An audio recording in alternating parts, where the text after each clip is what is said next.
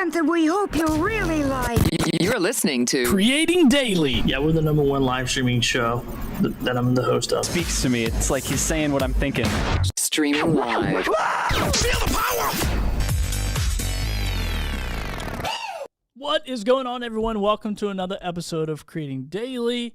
I'm your host, Billy Thorpe, and this is a daily live show where we talk to, typically, not the last couple days, but typically we talking to other creators about their creator journey to inspire you in your creator journey. So if you know a creator and you're watching this live, go ahead, share this with them, because the guy that I have on the show today is the real deal. So real that he left a six-figure job to go step out on his own to be a creator.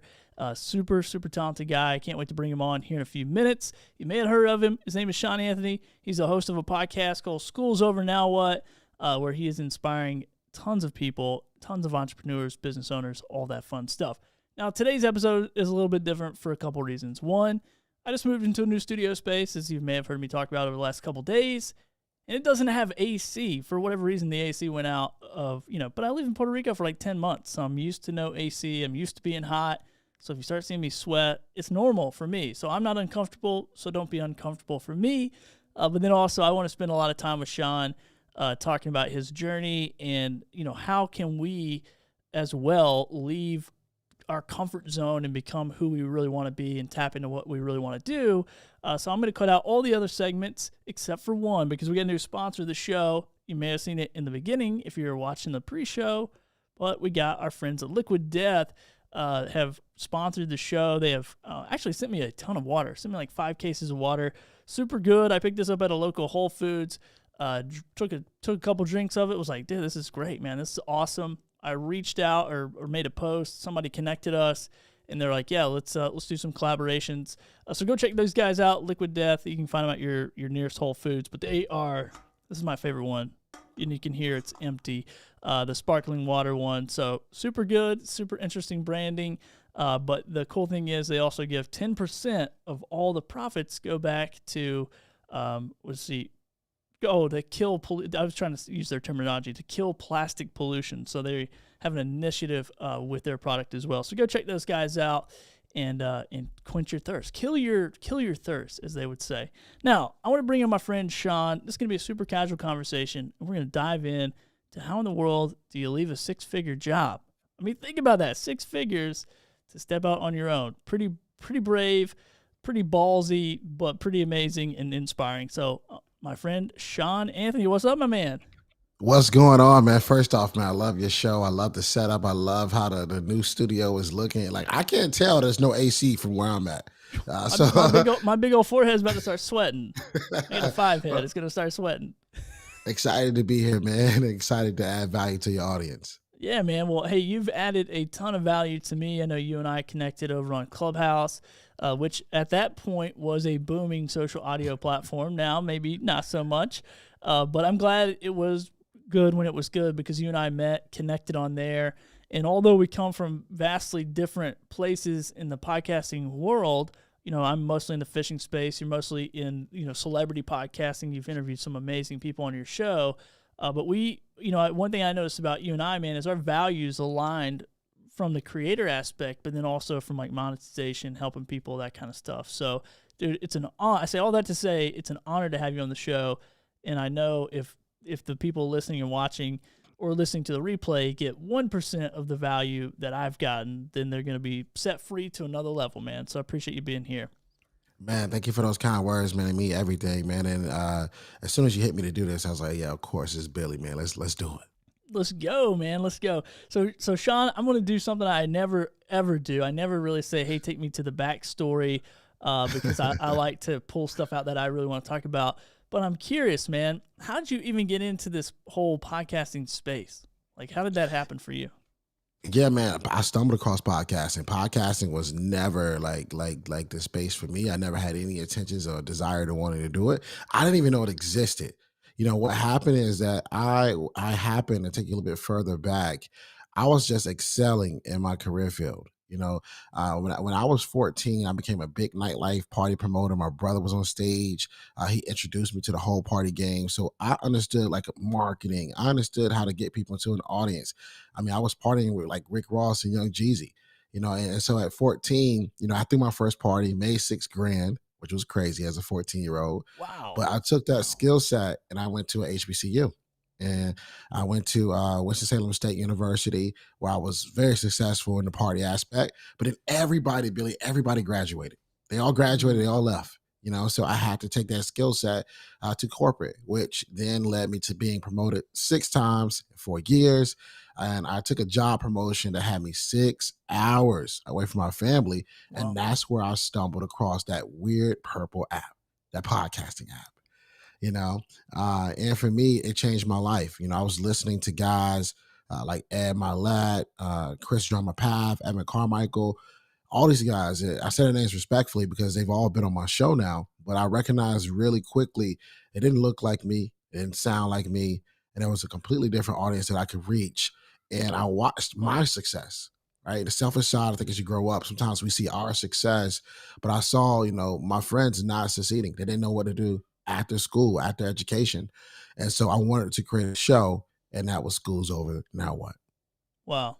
Man, that's amazing. So I love that, first of all, you recognized, and I think this is the thing about podcasting or anything really, any industry is like, when you're in it and you're studying it and maybe you're a consumer of it, but then you go, hey, there's this missing puzzle piece, man. I'm not being represented here.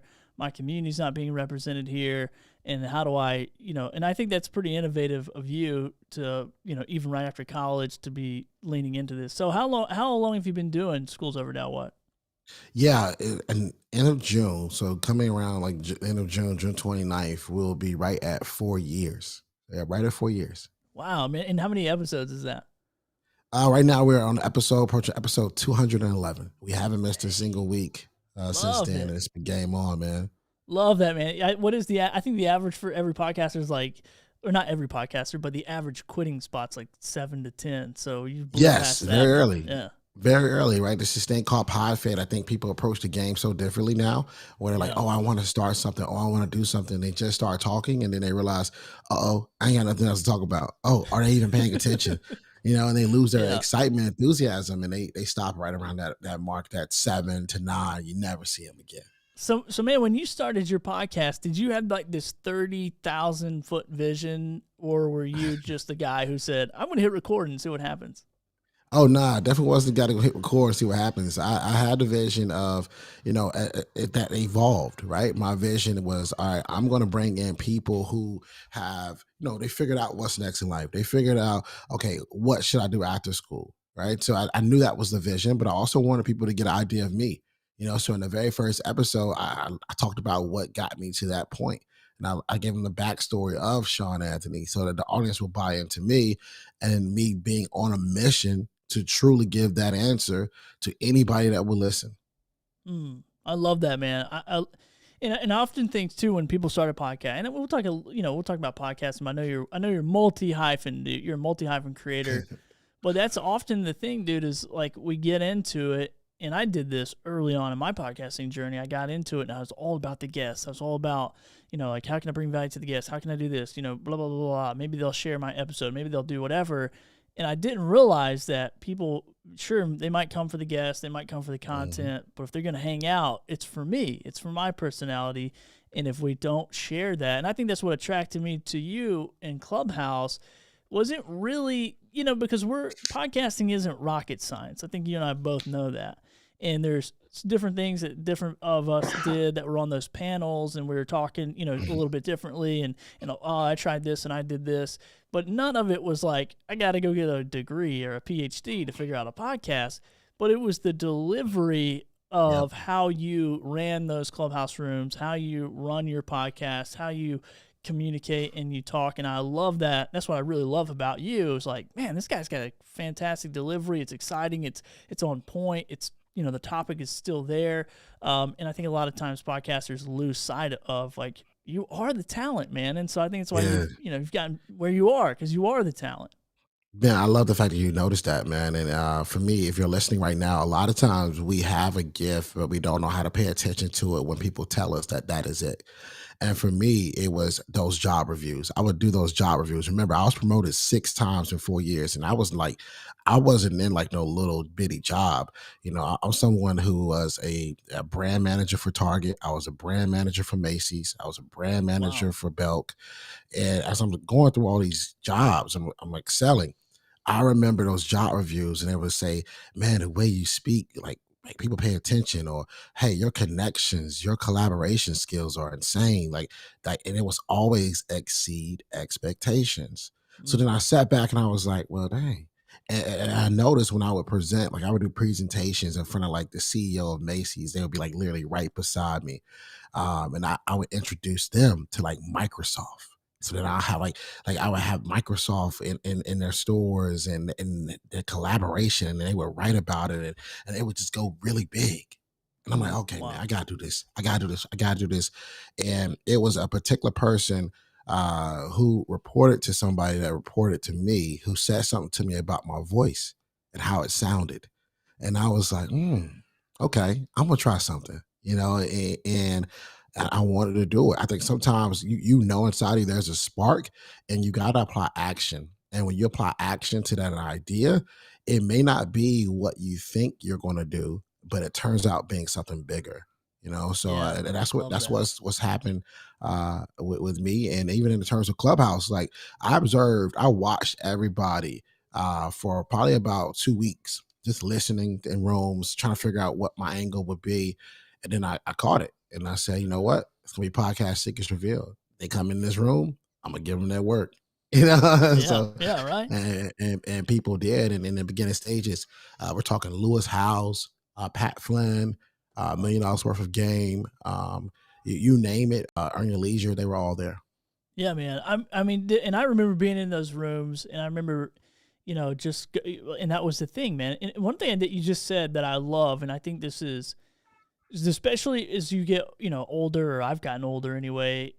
I think so many times like humility is like this false thing that does. I mean, it's like, it's too put on. It's like I'm trying to be the most humble guy ever. And sometimes when people give you a compliment, you step back and go, well, okay, yeah, but then you like try to flip it. But I've done the same thing in my creator journey and that's why I started live streaming. That's why I started podcasting as well, because people go, man, you know what? You're pretty good. You're pretty good on camera. You look like you're having a lot of fun or whatever. It looks easy for you. I can never do that. And so I listened to that and I was like, well, maybe they're on to something.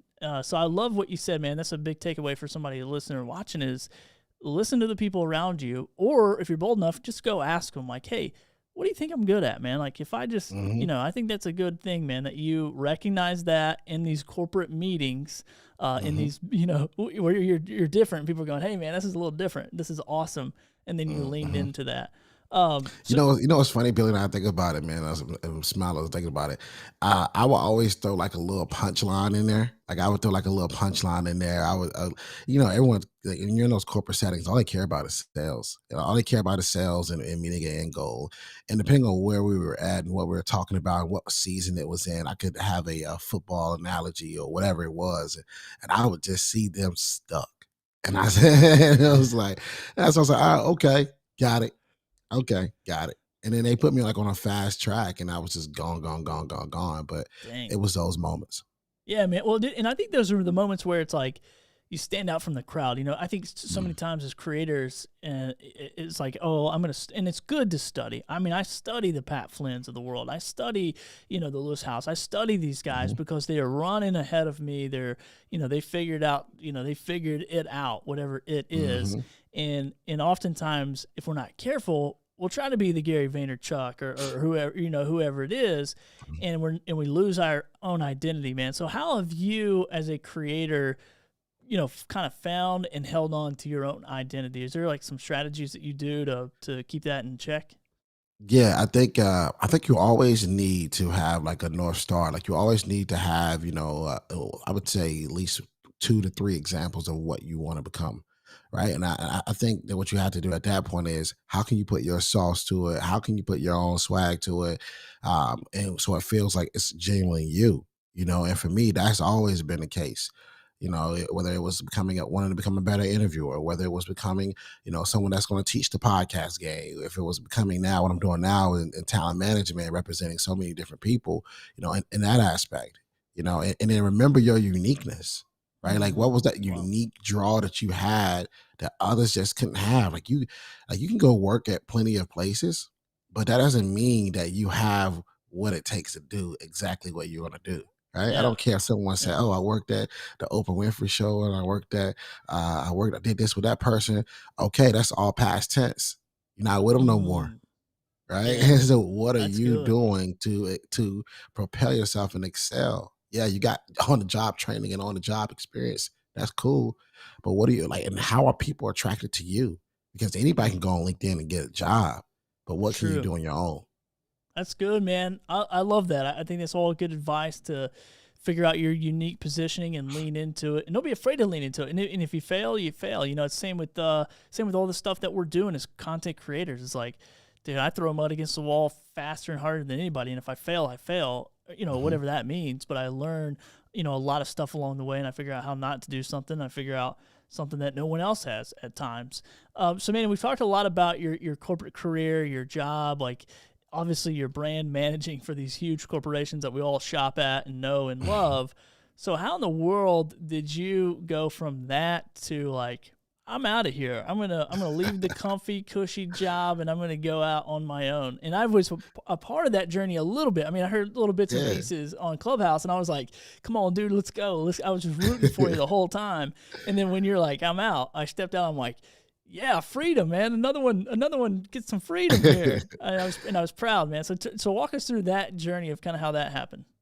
Yeah, man. One, you have to like I utilize a couple things. One, if anyone's listening and you're excelling in your career, but you also are excelling in a side business or a company or whatever, and you're doing your own thing that's acquiring revenue.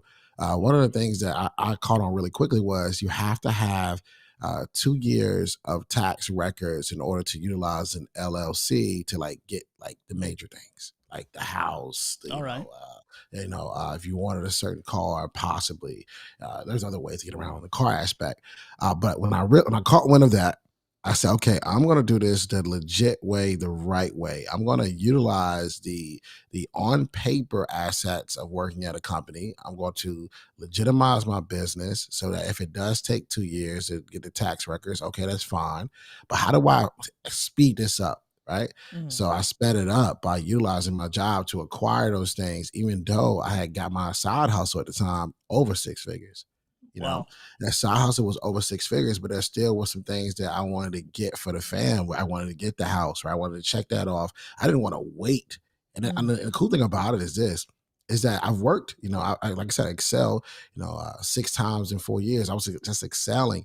I didn't want to spend all that time in the past and not get nothing for it. Yeah. Right. Yeah. And I was like, I can't acquire all of that and not get nothing out of the deal. Yeah. So I got that out of the deal. I made my business legit. I started setting up. Okay, what did I learn from this company? How did they operate? How do they move? What reports should they pay attention to? How can I, then take those type of setups, daily scheduling, task, and routine, and apply it to me. And apply it to, it's no difference, right? If I was a brand manager for Target and Macy's and Belk, I could brand manage a human being. Absolutely. Absolutely, man. And that was it. And then also too, it just became overwhelming. And you talk about trying to be humble. Like imagine having a meeting like with a bunch of people who are at a company, right? And they are worried about sales and all that. And in the back of your phone going off, and it's like Forbes. Your phone going off, and it's like a big deal conference. Your phone going off, and it's like a university ready to pay you. I remember the first check I got from a college university. I got it from a school I could never get into. So I got a check from Temple University for $4,000 for 30 minutes, right? And this is virtual. The shit wasn't even. This, I don't know if I can cuss. Wow. Oh, This you're was fine. virtual. Yeah. Okay, Wow. this was virtual. It wasn't even in person. So so Gosh, so that's awesome, dude. and so all this is happening while I'm still working at this job, and so it became the Shawn Anthony that I was becoming. It became hard for me to be around that environment, Mm, knowing I had so many other things going on. So I was constantly moving. People probably was looking for me at some point. I don't know. It was always so funny to me though, Billy. Now I think about it, I had people that reported to me, a lot of people that reported to me. Um, and they would look for me. In the back of my mind, I'm saying to myself, dude, I'm your boss. Just go do what you got to do. yeah, right. Just go, man. Just go. If something goes wrong, I got you, but just go do your thing. Yeah. So that was always so funny to me. But I'm very grateful for having those moments because now when I'm doing and moving how I'm moving, I'm like, yeah, I cannot believe I was doing that. Wow. But I had to do it. Wow. Man, and I think that's what separates, the doers from the wanters. It's like the achievers from the people who they say they want to do it, but it's the people who take action. So I run into this a lot when I'm helping people and I'm helping content creators or entrepreneurs or whatever. They go, I want to do this. I want. But then I'm like, well, where's the action? Like even the little action, the little win will kind of set you up. And one thing that you said, I mean, there's a couple things there I want to kind of recap on. One is, you really mentioned using that position that you're in. So if somebody's watching this or listening to it and you got a dream of like, man, I want to do what these guys are doing right now and create content at 2:00 in the afternoon and get paid for it and have brand deals and all this, it is really about learning that skill set. Because I'm very similar to you, man. I work for several different corporations. I work for some nonprofits, and through that, I learned everything. I learned how this camera works. I learned how these lights work. I learned how to set up a studio. I learned all this stuff. And then instead of just being the griper who was like, man, I hate this, I don't want to work here, I was like, okay, cool, I can use this later maybe. I can take this later. And so, for you, and everyone listening too, man, that's, I think that's key to say, like, if you're in that job right now that you hate, that you don't want to go back to tomorrow, look around and change your perspective and start putting stuff in your tool bag and learn, because they're spending millions of dollars to figure out how that organization system works. They're spending millions of dollars to figure out how to hire, 100 employees a month. Like, and if you want to scale to that, then let that be your education. And then, dude, I love what you said. Like, I went, got a $4,000 check for a 30-minute presentation from a college I wasn't qualified to go to. Couldn't get in there. God, dude, it gave me freaking chills when you said that, because I'm like, I love that, man, because I was not a good student. I, on paper, am probably like way below average and should be not doing anything, but bagging groceries, which, by the way, respect to people who do that. I've done it, I've done that before. It doesn't matter. I'm not saying that's whatever. But yeah, dude, I love that story. I mean, that's a book right there. Like, yeah, man. Shout out to cool. Temple University. They sent me a mug and a T-shirt, I think, too. You went there, you did that, and got the T-shirt. That's what I'm talking about, man. I love it, man. So as a creator, okay, so you kind of give us a little hint of how you're getting paid as a creator. So you're doing the podcast. I imagine that is probably income generating either through, well, I'll let you tell me. I won't imagine. I won't assume. I'll let you tell me. How does that one particular piece of the puzzle generate income? Well, it's so funny, even with the podcast in general, people always say, "Oh, I want a brand deal. Oh, I want a brand deal." I've had multiple brand deals, offers. I've had potential podcast companies wanting to just purchase the podcast and on a IP tip. But the quickest way I got to the money is I became my own ad. Think about it. Like, I was one of the very first people to start this podcasting that looked like I look, but I also wanted to not be the only one. So I wanted to teach people how to actually do podcasting. And so that led to me creating ebooks, led to me creating courses, led to me creating private communities, led to me creating, the ability to coach you on an aspect of one time only or 3-month package, a 6-month package. And what I would do is I would run different ads in my show. So the first ad I would run into my show was actually, inquiring and getting people to be a lead. And it's like, hey, if you want to start a podcast, this is what a podcast has done for me. Grab my, my free ebook, the podcast starter kit. And I just found so many people wanted to start a podcast. And then they're already liking, listening, and trusting you. And they're seeing what you're doing and they're seeing how I'm moving. And then I would be able to say, okay, you've gotten the ebook. Let's look at, one of these other options, whether it is, a pay for script, a pay for ebook, pay for a course. It's just providing, your audience with all the things that they already want from you. They don't just know you exist yet or have it to offer. So start talking about it. A lot of times people say, I want a brand deal, I want a sponsorship, and they'll get a brand deal with a company that makes no sense. Like you're up here talking about 100%. manscaping and you're a woman. it's like funny, but it's like, all Yeah, it right, is she's funny. selling the manscaping, but end of the day, like, what's your ROI on that? Yeah. It's a small chunk change, so it's not like a big deal. And then if anything, you might have, offended your audience. So you might have turned your audience off and they're like, man, I don't want to hear no more ads about X, Y, and Z. So then there's also the aspect of affiliate marketing where you can have someone on your show who you gave a spectacular interview. And you know what? When you had an affiliate marketing with someone who has a course, someone that has a product to sell, and it's very popular, as a podcaster, you're going to give them the best interview they can get. Yeah. Because at the end of the day, at the very end, you're going to have everyone click that link in the show notes, purchase their course, and you're going to get paid. So True. Yeah. there's so many different ways, man. But that was one of the very first ways I've been making a podcast, secure the bag, and that's a lot different than the other thing I'm doing. Yeah, man, I love that, and I think it is one of those things where I think as a creator, it's because you look at the title of this episode, like left a 6-figure job to podcast, but it's just like anything else. As a business owner, you walk into a store, they don't carry 4 products, like they carry a ton of different products and services and offers and all this kind of stuff. And so I think it's important as content creators we realize that it's not. Billy Thorpe is not a one-trick pony sitting in front of his camera all day and getting, paid a salary. Like, I'm doing multiple shows, I'm working with brands, doing brand deals, doing Amazon, live, all that kind of stuff. And so, yeah, man, I agree with you on the first thing is sponsorship. Now, I've had really good, luck or really good strategy. I like to think of it as strategy because I actually thought it through before reaching out to sponsors. But most podcasters I talk to, they just don't have the same niche audience that I do and the opportunity to reach out to those super tight fit partners more than sponsors. So I love it that you brought it around to say, hey, figure out what you're good at because you're in the process of creating a podcast. Now it's like, oh, you want to learn how to do that? Well, I have the skill set because I just learned how to do it. I've done 200 plus episodes. Like, let me show you what I did to grow this thing.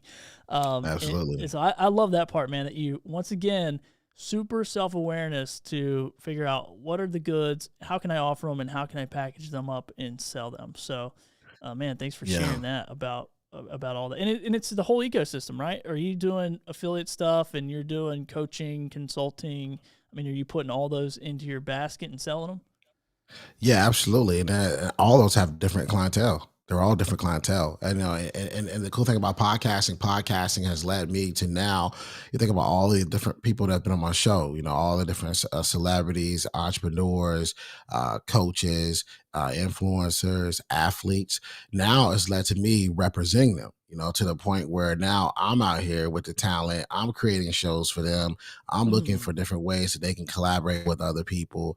I'm producing high level stuff, and that's what, that's where the real bag That's where the is cheddar coming. is, man. All Yeah, right.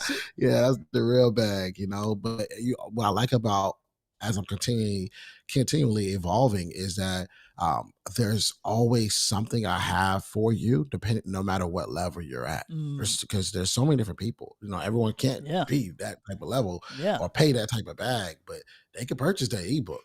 Yeah. They can get started. They can work some things out to buy that course. They can work some things out to, one day save enough to have a, one-on-one conversation with you, and there's other people who can skip the line and pay that other price. So having options is what's really been able to diversify my portfolio in terms of being able to work with me.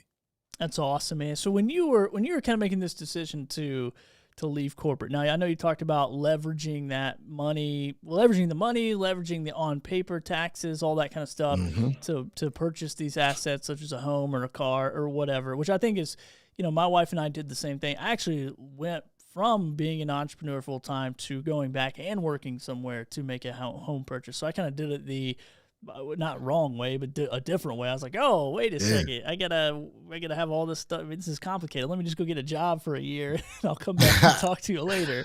Yeah. So I love that. But now on the and then on the financial side of it, you built it. Was there a certain number where you like, hey man, I want to double my salary, or like how did you make that goal to say, all right, I'm gonna put in my month notice or two? You know, for your position, I imagine you had to do more than 2 weeks. Dude, I was already killing it, man. I was already even while I was working at that job, I was already having 5-figure months. I just was waiting for the house to get built. Yeah, So all right. I was just at that point, at that point, you're just trying to maintain, stay calm. You're just trying to act like everything cool, everything smooth.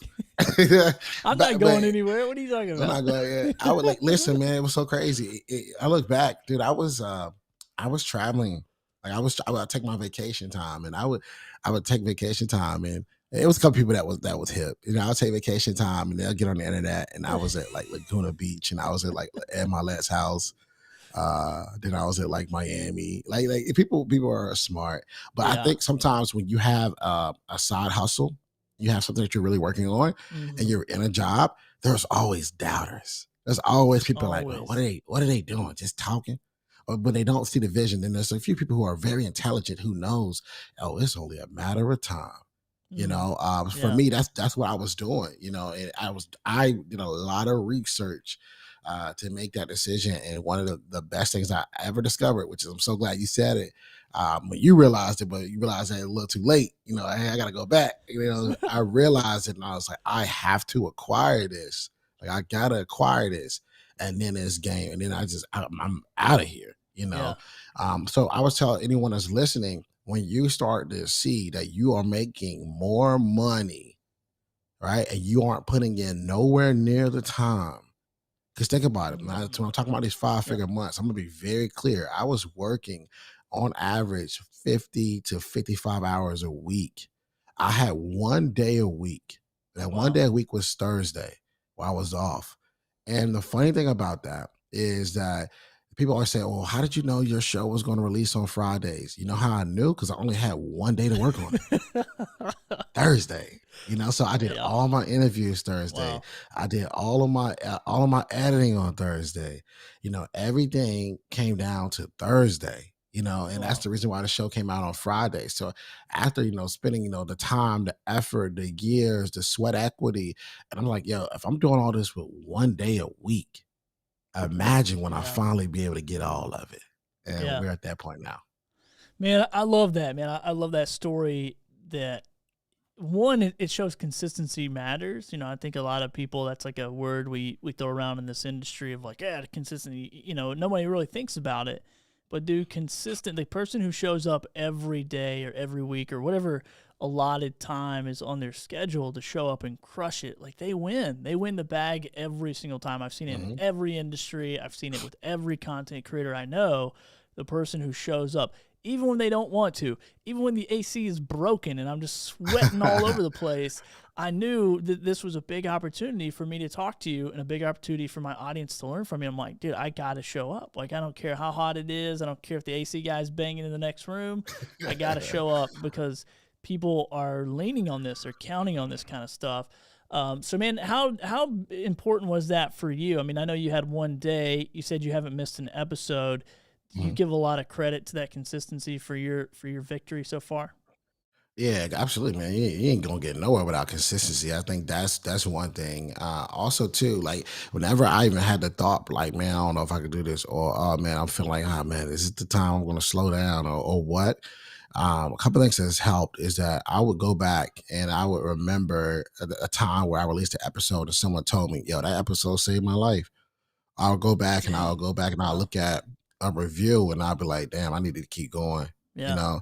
A lot of times as podcasters, they're podcasting in caves. They're not out in public. They're not seeing people. So they don't very rarely see their influence unless they're like a conference. I did 2 conferences over the weekend, they very rarely see their influence, and a lot of times you will, though, if you go around the right places. People will Yeah. say, oh, I listen to your show. You're like, dang, you listen to my show?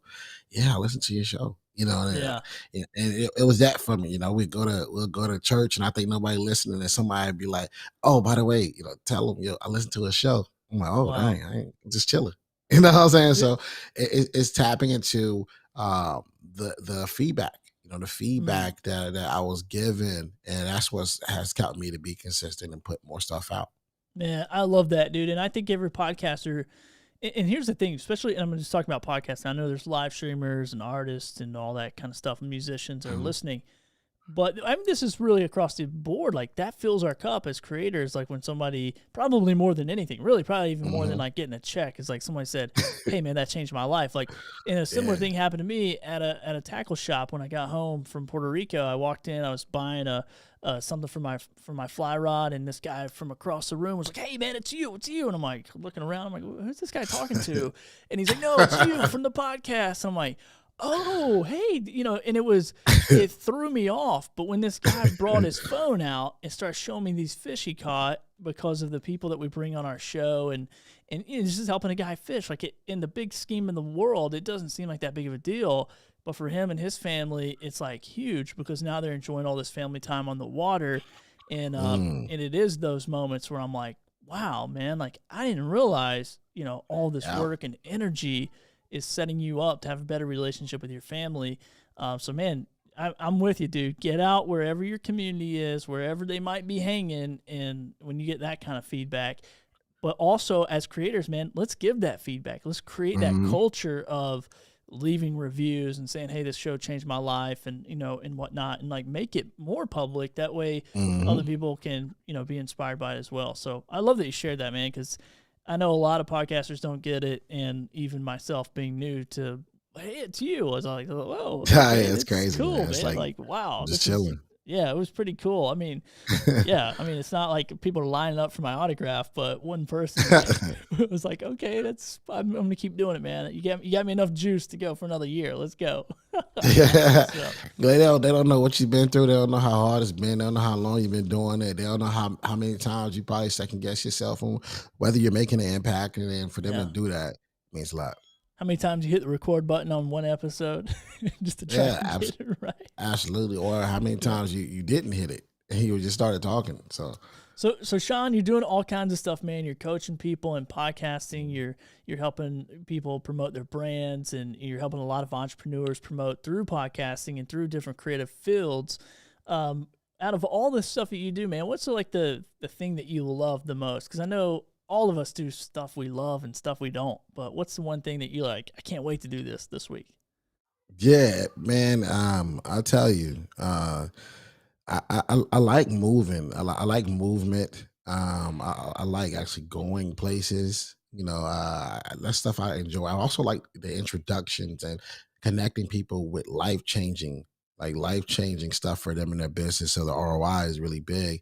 That's what excites me. Gotcha. And being the mover, the shaker, the person that like behind the scenes that really is orchestrating this is important to me, and I like that a lot, man. I like that more than probably anything, because it's Wow. almost like a magician, because you know what's about to happen, All right? right. Yeah. And so to me, that's what I enjoy now, and it excites me. It comes with a lot of its benefits too, beyond just money, but it comes with seeing the world, seeing the Yeah. world in a different in a different view, a different lens. Different than putting on your outfit and going to clock in at that job that you hate and making sure things are priced correctly. And like, nobody cares about that stuff in life. Yeah. Now Yeah. that I'm actually out of that world, like, nobody cares about that stuff in life. They know what they want. They want it. However, you can give it to them. If you can give it to them in a very polite way with great, excellent customer service, then you're probably getting back as a guest. But they aren't at home. A customer isn't at home thinking about, did the mannequins get changed today? Yeah. They're not at home wondering, did new shorts come off the truck? Yeah. They're not. They're not at home wondering. Has the front end of the building been taken care of and the lawn properly? That stuff doesn't matter in life. and for me now, what matters in life is impact. What matters in life is, really giving people insight. What matters in life is really showing people what's possible, and hopefully I'm doing that every day. Yeah, man. Well, I definitely think you are, and I love what you're doing, man. That's why I wanted you, on the show today. And like I said, I'm grateful that Clubhouse was booming. I'm grateful that you and I were on that platform together. I know we live in the same state, actually, probably just a couple hours away from each other, so we need to do it IRL. Is that what all the cool kids are calling it these days? I feel so old, man. In real, does that mean in real life? Yeah, in real life. Okay, cool. Yeah, we need to do some in real life meeting and hang out. But man, so last question here is, how can people get in touch with you? How can they find you the fastest? I know I got your Instagram handle here, which is, by the way, if people can't read that, it's Shawn R. Anthony. Make sure you put that R in the middle there. So yeah, Shawn R. Anthony underscore. I didn't put that part, but at Shawn R. Anthony underscore. I'll fix that. There's so many, man. One thing about when you excel in life, the bots come out and people create fake pages. So make sure you follow me at Shawn Anthony underscore. Listen to the podcast. School's over now. What you're gonna be, just mind blown with the amount of people we've had on the show, from Grammy Award winners like Estelle to Beyonce's dad, Matthew Knowles. We've already talked about Ed and Grant and all those guys, but there's so many powerful, impactful people telling their stories, giving you the absolute recipe on what they did to figure out life. And I hope you guys enjoy it. Yeah, man. Awesome, dude. Well, Shawn, I appreciate you, man. I'm going to have you back on. Everybody, the question everyone always asks me is like, should I have celebrities on my show? And then how do I get them on my show? And I'm like, I don't have the answer to either one of those, because I've had one celebrity on my show in all these years of podcasting. So we'll have to bring you back on. Maybe we can dive more into some strategies of different aspects of creatorship and podcasting and that kind of stuff. So it'd be cool. Absolutely, man. It was a pleasure being here. You guys always remember, just dream it, believe it, go out and get it. Dream it, believe it, go out and get it, man. I love it, Shawn. We'll talk to you soon, man. Thank you so much for jumping on the show. And like I said, we'll talk to you soon. And you guys be sure to follow Shawn, man. He is literally, and I know I've been singing his praises throughout this episode, but literally one of the most real guys I've met. You can really tell a lot about a person by their presentation, by their voice. This is literally the first time we've seen each other face to face virtually. And he is the real deal. He's the real McCoy. He's going out there. He's doing the work. He's taking the action. And you want to follow people like that. Similar to what we were saying earlier, there might be people in your circle who are saying, I don't know if you can really do it. I don't know. Maybe that guy can do it, but maybe you can't. And you want to surround yourself with people like Shawn who are saying, hey, you can do it. Let me show you how. Let me show you the way it worked for me. And you take pieces of that journey and see if they'll work for you as well. So be sure to go follow Shawn.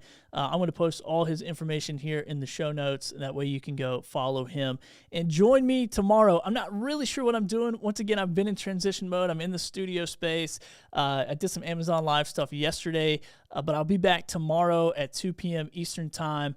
It's a surprise right now. Maybe I'll get a surprise guest on. Who knows? Or I might just hang out and do some more studio work and show you guys what I'm working on, because I got all different stuff, man. I switch out cameras and all kinds of stuff. So I'm being a little nerd over here trying to figure it all out.